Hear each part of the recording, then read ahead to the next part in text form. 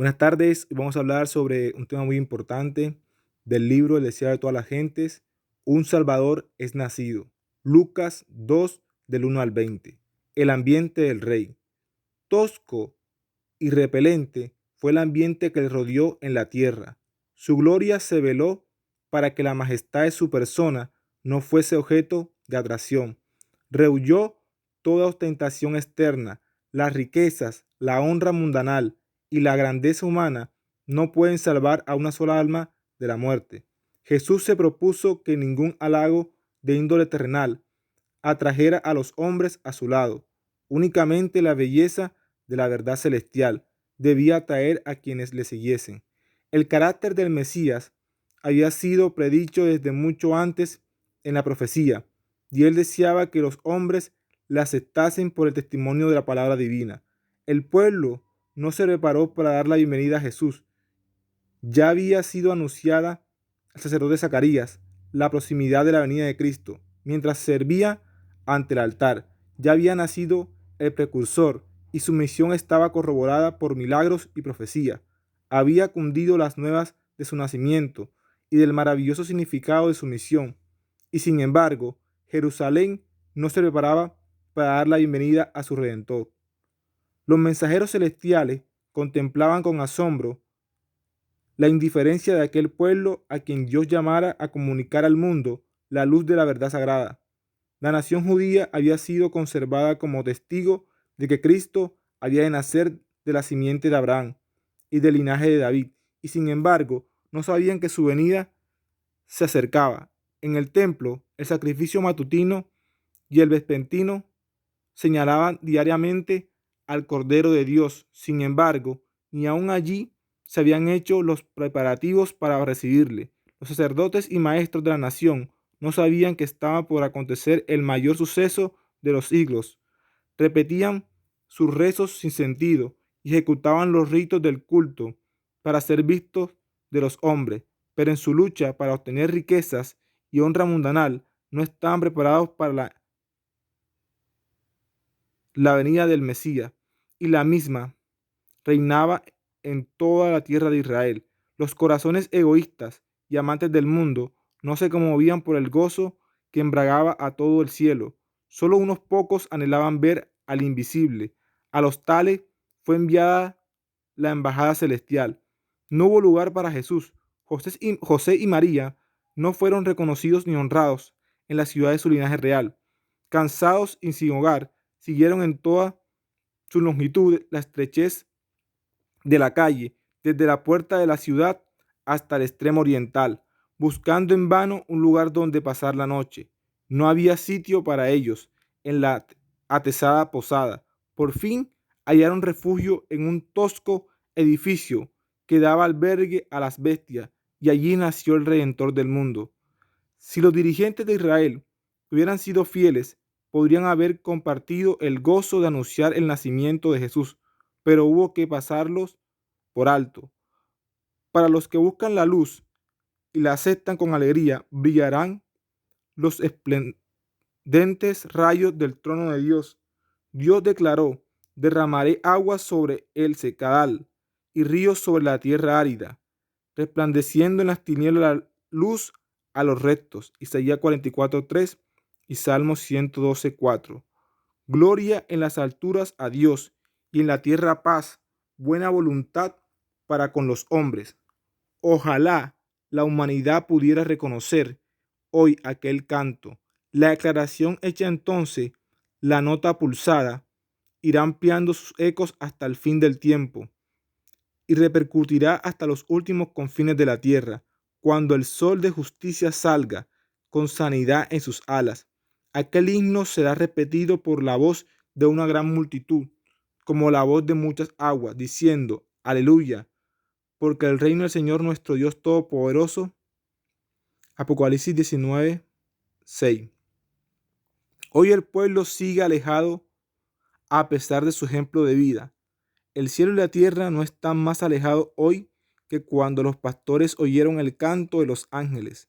La humanidad sigue hoy siendo objeto de la solicitud celestial, tanto como cuando los hombres comunes de ocupaciones ordinarias se encontraban con los ángeles al mediodía y hablaban con los mensajeros celestiales en las viñas y en los campos. Mientras recorremos las sendas humildes de la vida, el cielo puede estar muy cerca de nosotros. Los ángeles de los atrios celestes acompañarán los pasos de aquellos que vayan y vengan a la orden de Dios. Pero Jesús aceptó la humildad cuando la especie se hallaba debilitada por 4000 años de pecado. Como cualquier hijo de Adán, aceptó los efectos de la gran ley de la herencia, y la historia de sus antepasados terrenales demuestra cuáles eran aquellos efectos. Mas Él vino con una herencia tal para compartir nuestras penas y tentaciones y darnos el ejemplo de una vida sin pecado.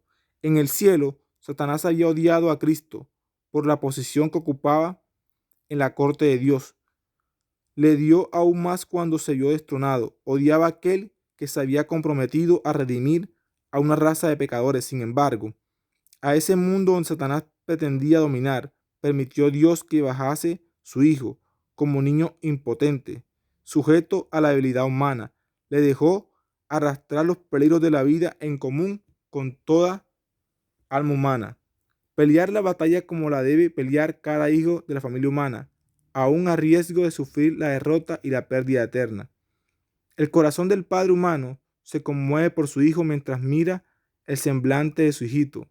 Tiembla al pensar en los peligros de la vida. Anhela escudarlo del poder de Satanás, evitarle las tentaciones y los conflictos. Mas Dios entregó a su hijo unigénito para que hiciese frente a un conflicto más acerbo y a un riesgo más espantoso, a fin de que la senda de la vida fuese asegurada para nuestros pequeñuelos. En estos consiste el amor maravilloso. Oh cielos, asómbrate, oh tierra. Meditando en estas palabras podemos ver de que Dios dio su Hijo unigénito por todos nosotros, para que nos arrepintamos y lo busquemos a Él, ahora que puede ser hallado.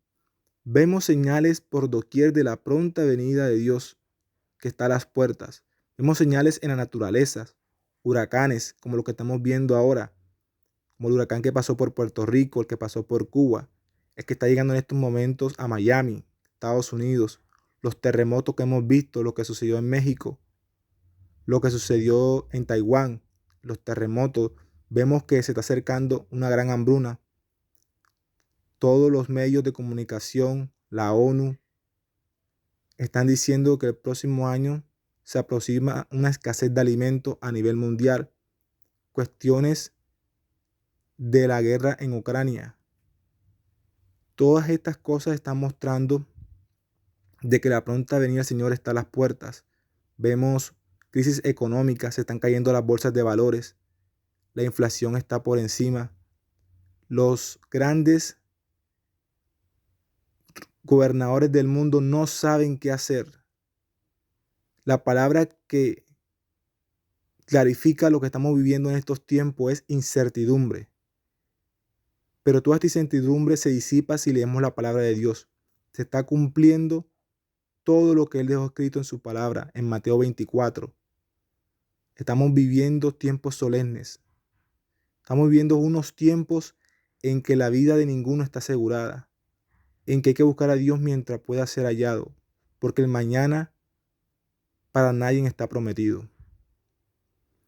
Vemos que los grandes pensadores, economistas, vemos los grandes dirigentes políticos de la ONU, de los grandes consensos de pensamiento a nivel mundial, no saben qué hacer con un mundo que vive en una turbulencia. Vivimos en anarquía, vemos revoluciones en todos lugares del mundo estallando y se siente el espíritu de anarquía rondando el mundo. Vemos revoluciones que están despertando en países que nunca pensamos que eso se iba a dar, como Irán. Vemos revoluciones en países como Sri Lanka, escasez de alimentos en África, los altos precios de los combustibles, los altos precios de la energía. Todo esto es presagio de que Dios está a las puertas y que su palabra se está cumpliendo. Busquemos a Dios ahora que puede ser hallado. Abre tu corazón. El tiempo se está acabando y la pronta venida de Dios está a las puertas. No sabes si el día de mañana está asegurado para ninguno de nosotros. Con estas palabras los dejo para que meditemos todos en la palabra de Dios y que su venida está a las puertas. Por favor, dale like y suscríbete al canal.